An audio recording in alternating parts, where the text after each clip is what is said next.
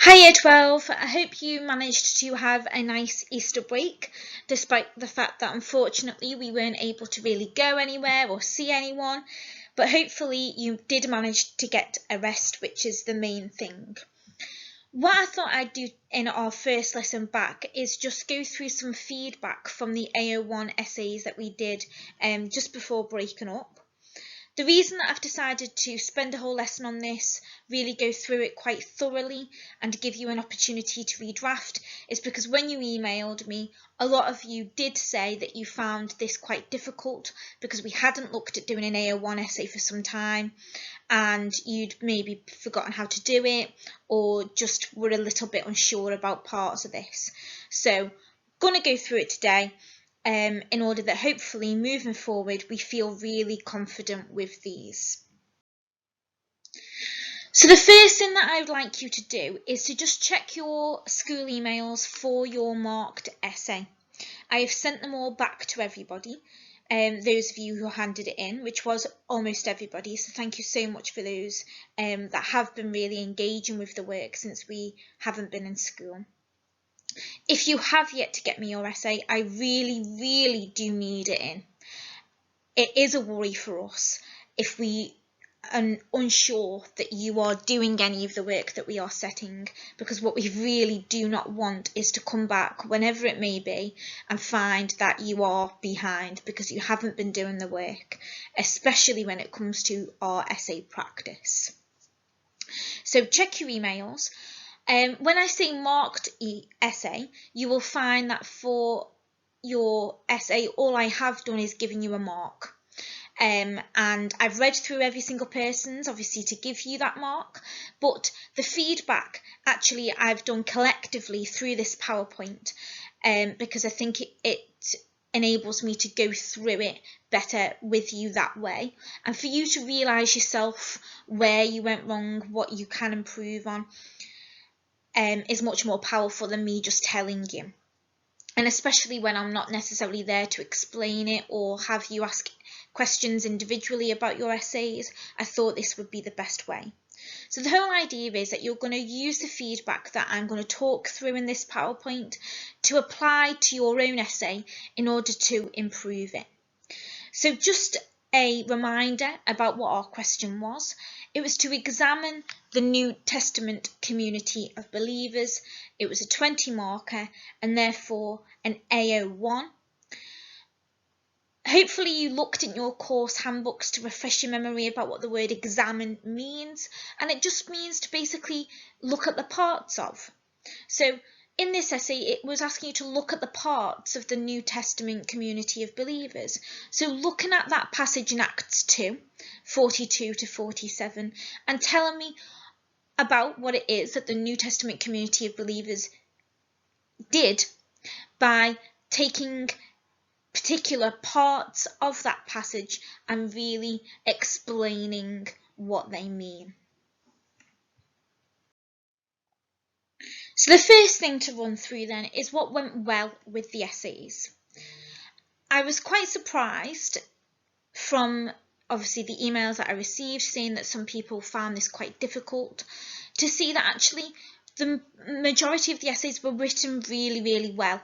It didn't come across in the essays at all that most people found this difficult, which is really good. I thought that maybe the one thing that we would have struggled with may have been the structure of the essay, because we haven't looked at an AO1 essay for some time and we've been focusing more on our AO2 recently. But actually the structure was really good.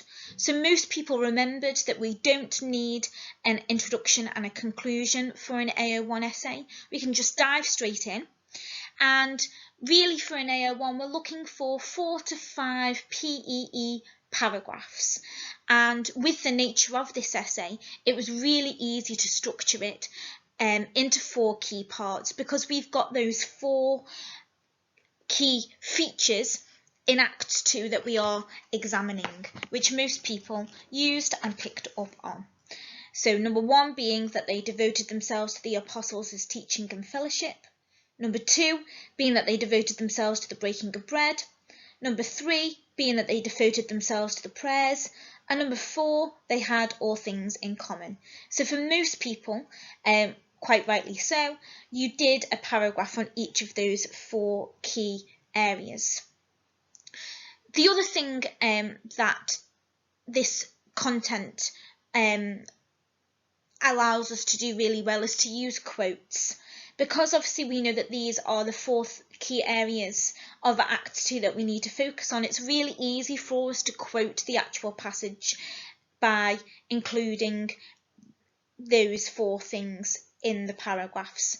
Some people did just paraphrase, and while obviously you're not going to get marked down for that necessarily, particularly with this passage where it is a passage where the exam board has specified you 100% need to know, I would say that it is better in this circumstance to quote the passage if you can. It is only obviously 4 sentences that you need to remember.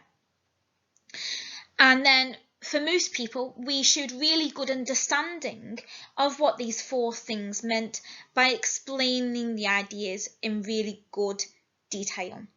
So as I said, I was on the whole really pleased with this set of essays. I'm not quite sure why from these people were struggling. There are obviously a few areas that we did need to improve on, which I'll come on to in a minute. But I think for a lot of us, it's just having the confidence.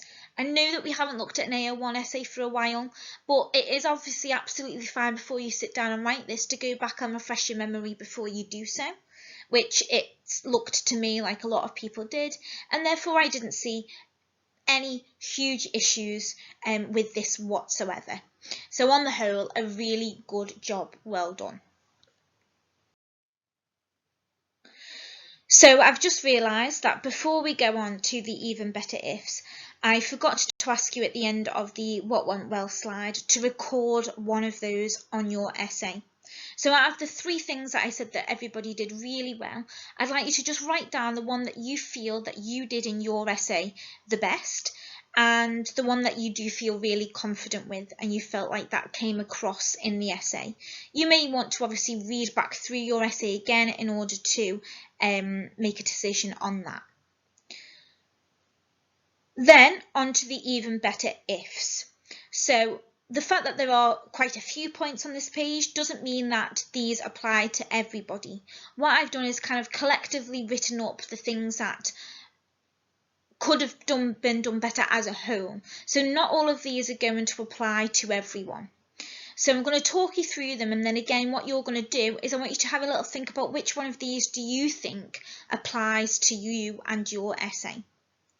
So as I mentioned on the previous slide, most of us remembered that an introduction and conclusion are not needed for an AO1 answer. However, some people are still putting them in. Now again, it's not something that they're going to take marks off you for, but it is potentially a bit of a waste of time. When we are conscious of the fact that when we have to write this in exam conditions, time is going to be very limited, there really is no point writing an introduction and conclusion if you don't need one. There were also a couple of people, unfortunately, that misunderstood the question that was being asked and therefore received quite a low mark. And that's not because what you wrote wasn't good or correct or accurate, it's just that unfortunately it didn't focus on the particular question asked. Some people unfortunately wrote quite a large part of their essay on what the church today looks like and how this compares to the New Testament community of believers. Now that would be a very different essay title. The essay title then would have been to compare the New Testament community of believers with the church in modern day. So unfortunately, if you didn't just focus on the 4 features in the Acts passage and you went beyond that, I couldn't credit much of the material that you wrote because it just wasn't relevant to the particular question that was asked. There was only 2 people's essays that came with any kind of plan. Now, obviously I understand that things are quite different at the moment. We're doing this at home. We're not in the classroom where I can monitor it. But I'll be quite honest in that it was very obvious as to what people really did do this in exam conditions and which people didn't. So for some essays, some of which did receive really good marks, but it was quite obvious that a lot of it was lifted straight from the textbook. The textbook is there obviously to give us the information and to guide us, but you're not going to have it in front of you in the exam. And so if I am going to set you an essay to do at home, I would really recommend that you have to do it in the exam conditions without your notes and in the time, because otherwise it's just not a true representation, and therefore when you come to have to do it in an exam condition, you are going to struggle because you've not practiced it in that way. So the people that did do some kind of brief plan, that showed to me that actually you did try and do this without your notes, because you've had to plan in order to organise your thoughts before writing. I'm not going to lie, those people who didn't do their notes probably didn't receive as well as good marks, which may seem a little bit unfair. I just marked what I received because, you know, I'm not standing over you. I'm not 100% sure who did use notes and who didn't. But, you know, going forward, I would really ask that you try your best not to. It's not necessarily, when we're doing practices, about how many marks you get. It's about just understanding what we didn't know so we can move forward on it. That's why I'm going through this feedback quite thoroughly now. So the second column on this slide is to do with the content rather than the structure, which is what the first column was about. So a couple of different points, and again, these don't apply to everybody, but if you think that these did apply to you, these are the kind of things that when I ask you to read RAF later on, I'm going to ask you to look at. The first one is that we need to be making better use of key terminology. If you're talking about the apostles as teaching and fellowship, you should be using words like didache and kerygma. When we're talking about the breaking of bread, refer to it as the Eucharist. Talk about the fact that the Essene community had this communal meal, and that's where it stems from. They devoted themselves to prayer. When we're talking about having prayers in the household, talk about the fact that this stemmed from the Pentecostal experience that the disciples received. And some of you did talk about some of these elements, but you just didn't use the key terminology. And again, this is what's going to set students getting A's and A stars apart from those getting, other grades. With this particular essay, there isn't a huge amount of scholars that you can refer to, but there is one. When we're talking about the teaching and the fellowship and the kerygma, the proclamation, the things that the apostles were preaching and their key messages, this was coined, this term kerygma came from the New Testament scholar C.H. Dodd. If you can reference a scholar, we should be doing so, particularly probably more so in your philosophy and ethics elements of the course. Also with our Christianity in some way, maybe not always, but if you can, you should. One of the things that people were getting not necessarily confused with, but I think a little bit more explanation could have really been had, was to do with the idea of the prayers. A lot of people talked about the fact that they decided to do prayer privately and in the home. A lot of people talked about the fact that the Jewish tradition was to go to the temple very often, and therefore they would also, the early Christians, still go to the temple because that's what they were used to. Absolutely fine. But it was very rare that people mentioned both. And if they did do both, why? So it's really important to say that the private part of the prayer in houses of believers was important. One, because they were being persecuted for these new beliefs that they were spreading, and secondly, because of that intense experience that they received at the Pentecost, and therefore this idea that they want constant fellowship with God. Maybe they want to pray on a more regular basis. But then also the reason that they're still going to the temple and still interacting with Jews despite the fact that they have kind of founded this new religion, is to evangelize, to spread the apostles' teaching to Jews and try and engage them in this new religion. So it's important to make sure that those distinctions are made. The other thing that caused just a little bit of confusion was a distinction between the idea of fellowship and then the idea of all things in common. Now, obviously, these are two separate features of the New Testament community of believers, but unfortunately, some people were kind of, in their explanation of them, basically, it sounded like it was the same thing. When we're talking about fellowship, we are talking about fellowship with God, this relationship that you have with God, which can come through prayer. But we're also talking about it in terms of a communion as well, with your fellow disciples, with your fellow believers. But all things in common is very specific to the idea that this communal lifestyle was about helping the poor, giving to people what they needed if they didn't have a lot. The idea that they were willing to give some of their possessions away, redistribute some wealth, kind of sharing communal meals and all sleep together and live together, was because of this idea that they had all in common. And that is different to them having a shared fellowship because they believe the same thing. And then the only other thing really to say in terms of content, not everybody did this, only some, was that I would just make sure that you are mentioning both interpretations of the breaking of bread. So remember that in the passage in Acts 2:42, the term breaking of bread is used in the context of worship, so it is therefore definitely talking about the memorial rite of Jesus' death, the Last Supper, which obviously we refer to these days as the Eucharist or the Mass.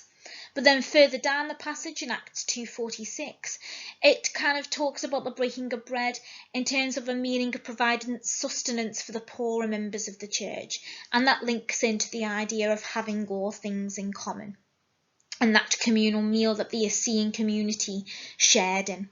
So just make sure you've got those two different elements of the breaking of bread in your explanation. Again, if you're aiming for A's and A stars, it would be better to refer to those particular passages where they are mentioned. So what I'd like you to do now is just have a think about everything I've said, have a little reread through your essay, and just pick out two EBIs that you would like to focus on. Two things that you think really resonate with you and you can see really do reflect what you did in your essay. So if you know that you definitely could have used keywords better, write that down. If you are somebody who didn't misunderstand the question, then obviously that has got to be one of the major things to take into consideration when redrafting. Maybe you didn't mention both interpretations of the breaking of bread, that could be one. So just any two that's there.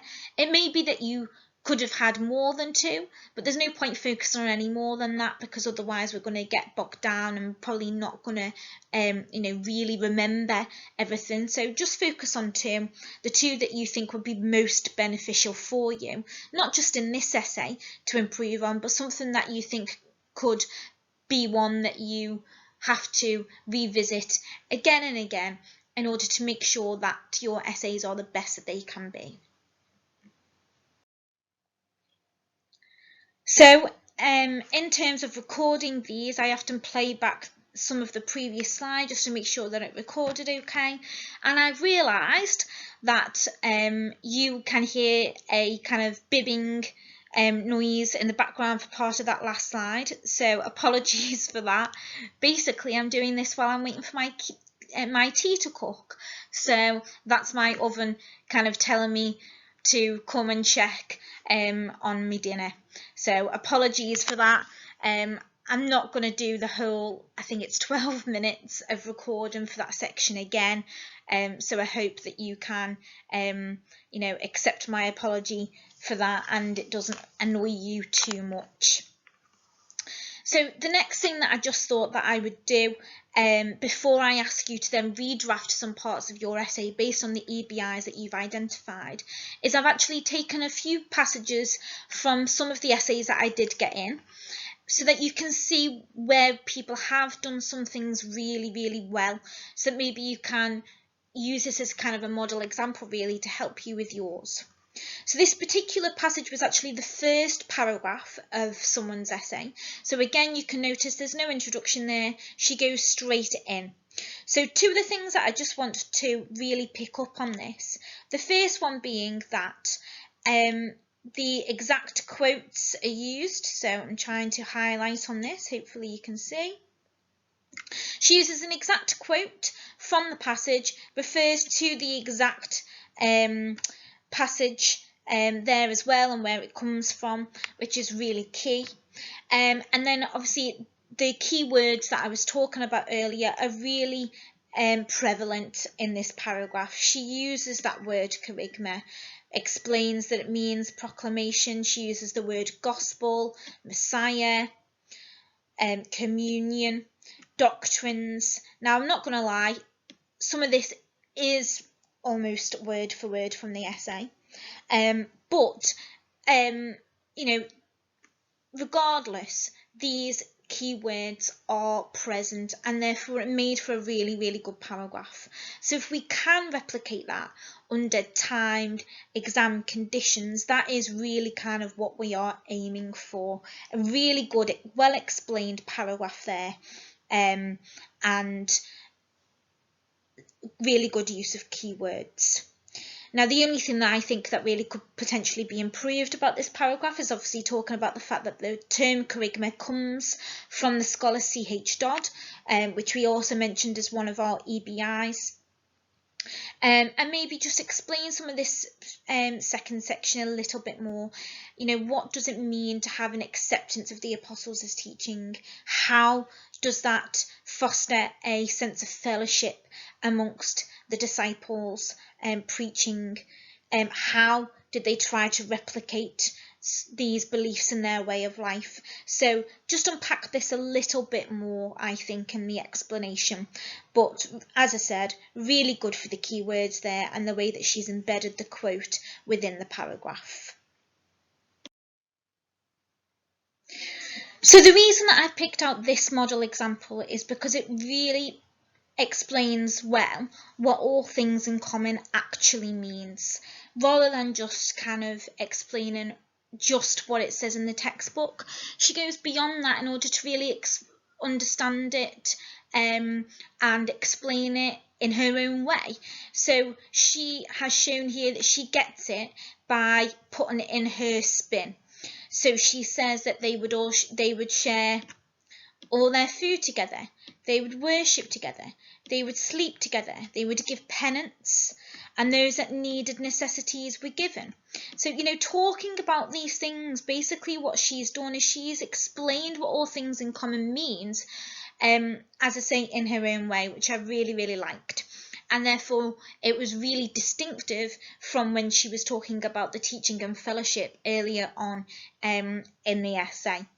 You know, all I would say is, and this comes across actually, that this person, you know, didn't use the textbook, didn't use their notes, the fact that they've explained it in their own words, and we're not just talking about what it says in the textbook, we are going beyond that. There are some things else that could have been included there. Maybe she could have said that we're not just talking about a communism, a redistribution of wealth. Luke is talking about how the Holy Spirit acts in the disciples' lives in terms of how they care for others. In his writing, you know, a couple of other things potentially could have been included to give a little bit more explanation, but the fact that this actually owes to this person's individual style and how they've written it was really good, I thought. And then lastly, I wanted to show you this one about the breaking of bread. So basically there's nothing, I would say, left out of this paragraph. We've got, again, the quote embedded really well into the paragraph here.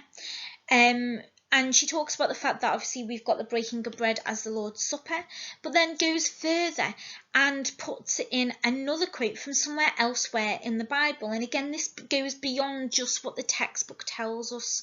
She talks about how in Matthew 26, Jesus tells us to disciples to take, eat, this is my body, and therefore that is why we can assume that the breaking of bread refers to the remembrance of Jesus's sacrifice. So as I say, I thought that was really, really good. Somebody else did this really well as well, referring to other parts of the Bible in their explanations. So I think somebody put for talking about the apostles' teaching and fellowship, that the disciples may have talked about Jesus' Sermon on the Mount and what he said there, and, linking it to other areas. And that's where you get those synoptic links that we have talked about before, where you're referring to other parts of the course. Then the second interpretation of the breaking of the bread is obviously that communal meal, and again she references the Essene community and kind of where that stems from, the fact that it was a charitable act for poorer members of the community. And I really like again this last bit of the paragraph where she kind of links this all together. Despite what interpretation of the breaking of bread it is that is being referred to, what both of them signify is a unity, both with each other and with God. And again, that refers back to this idea of fellowship. So you can link some of these elements together, just as long as you are also being distinctive in your explanation of them, so you're not mixing them up. So we come on to the last section of the lesson then, where I'm going to ask you to redraft your essay based on the 2 EBIs that you identified earlier. Use those model examples to really show you kind of how it can be done really well, and see if you can incorporate elements of that into your essay. Remember, when I say redraft, I'm not saying by any means rewrite the whole things. It may be that you just want to add a few sentences in to one paragraph. You might want to rewrite some sentences, cross them out, and then rewrite that little section again. But by no means am I saying rewrite the entire thing. Just focus on the 2 things that you gave yourself for EBIs and try and incorporate them by either adding them or rewriting a particular section. What I then want you to do is kind of give yourself a target. The next AO1 Christianity essay that I'm going to ask you to write, I want you to have this target at the top of that essay, and I remind you when we come to do that. And it's going to be what you're going to focus on next time. So if today it was the keywords that you gave yourself as an EBI, that is obviously a transferable skill, something that will definitely be something that you want to look at again in a next essay. So that could be a target. And this is different to your EBIs. It could be similar, but I also want 2 EBIs and a target. It could be about including scholars more next time. It could be in order to ensure that your explanations are as full as possible, so that you don't get yourself muddled up between concepts if you repeated yourself in some areas this time. Whatever it may be, I want you to make that really clear. And then the last thing is that I want you to record the mark that I've given you on that essay, as well as that target that you've just given yourself in your tracker in the back of your course handbook. When I checked your folders last time, it was only a week or so before the school closure. One of the main things that people are not doing in their folders is recording their essay marks and targets in their tracker in the course handbook. So hopefully, while we have got maybe a little bit more time than we normally would, I would really like for you to maybe go back through all of your previous essays and fill that tracker in completely, as well as this one from today. So that they are all there in one place, and then it allows us to see what target you've given yourself and identified from the feedback, or I've given to you each time, so that you can see what it is that you are being given as an EBI? Are you doing the same things all the time and therefore we really need to focus on it? Or is the EBI changing each time and we perfect one thing and then it's another thing that we need to move on? Either way, that tracker is a really useful recording of that, so we can see where our areas are that we need to focus on.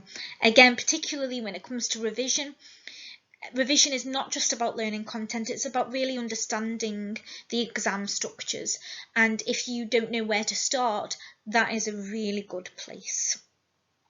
So it's just this one lesson for this week, so I'd really like you to just spend some really good time on that, please, and then I will, as promised, send out another email at the beginning of next week with our next topic that we're going to be starting on. Thank you. Hope you're all keeping well. If you would like to ask any individual questions about your essay, maybe you're not too sure about something, please do get in touch. Please email. As I mentioned earlier on in the video, it is really essential that we know that you are engaging. We know you are still keeping up with the work. We know that you are doing everything that we are asking. I know that we, all three of us, Miss Wells and Mr. Chester, are all putting an awful lot of time into creating these lesson resources for you, and obviously the Teams lessons that Miss is doing. So there's no point us spending all this time really trying to teach you everything from home and remotely in the way we can if you're not doing it. And as I say, that really only does apply to a very small amount of people, and I hate to generalize when it comes to things like this, but it is so important we know that you are doing it. So please keep in touch. Please speak to us if you do need anything at all, whether that be clarification or a question or whatever. Thank you very much. Goodbye.